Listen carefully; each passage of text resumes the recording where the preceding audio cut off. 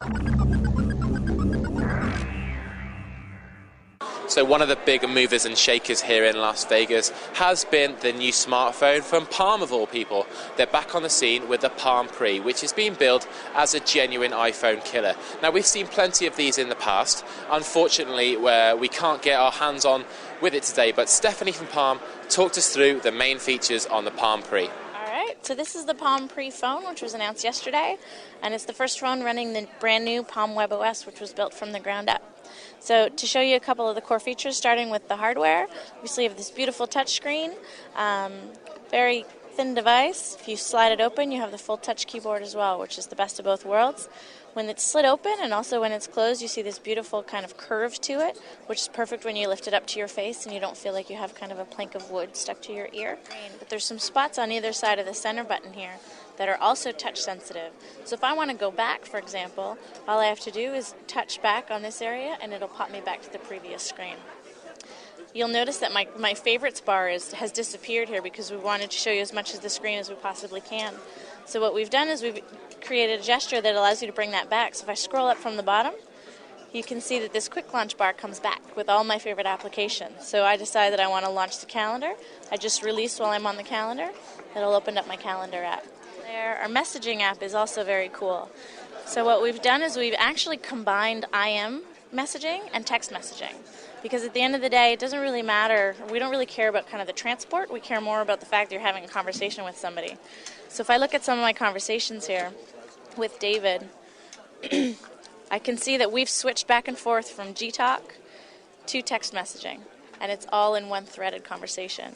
And if I'm talking to him via IM, and then, he goes offline, I'll get a notification that he goes offline.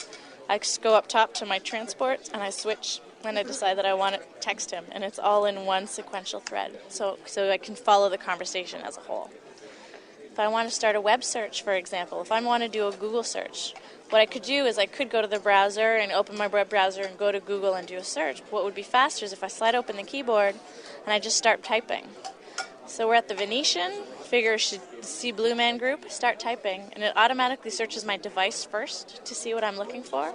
It shows me the applications that might come up, as well as the contacts. If I keep typing, it's going to realize that there's nothing on my phone that actually corresponds to the Blue Man Group, so it's going to ask me if I want a Google search, a map search, or a Wikipedia search. If I decide that I'm done with the website, with the Blue Man Group website, just drag it off the screen and it closes it off. Another really cool thing about the phone is that it does actually run multiple activities at the same time. So we've never really seen this before in a mobile space, but it's very reminiscent of what you would have on your desktop if you have your multiple apps open. So if I press my center button here, I can see that I have two applications open, and these are actually live applications. So for example, if I get into my contacts and I kind of scroll my contacts, you can see that it's still moving. And I can just navigate through these. I can navigate through these. I can move them around if I want.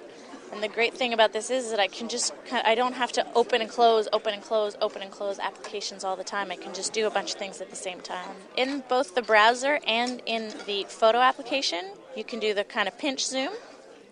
So if you want to zoom in on these guys, you can also it also has the accelerometer in there. So if you want to view it on a horizontal mode as well. Okay, so let me show you the Palm Touchstone charger. So what this is it's using a special inductive charging technology. So in the back of this battery door, there's a couple of magnets and an inductive charger.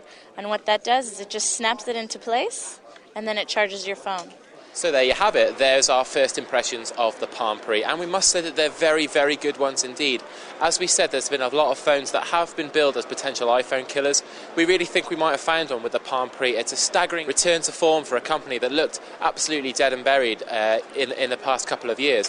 Things we really like about this phone, the touchscreen seems fantastic. Granted, we weren't able to have a play with it ourselves, but just noticing the ease of which Stephanie was able to slide between the menus was evidence enough for us to suggest that this really could be a genuine iPhone killer in the touchscreen department.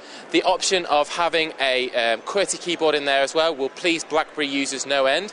Now, we were also impressed with the way that the phone has a great synergy with your means of contacting people. In the same screen, you can see whether your contacts are online, so you can find them by email or by instant messaging, or if they've gone online, you can reach them by a text message.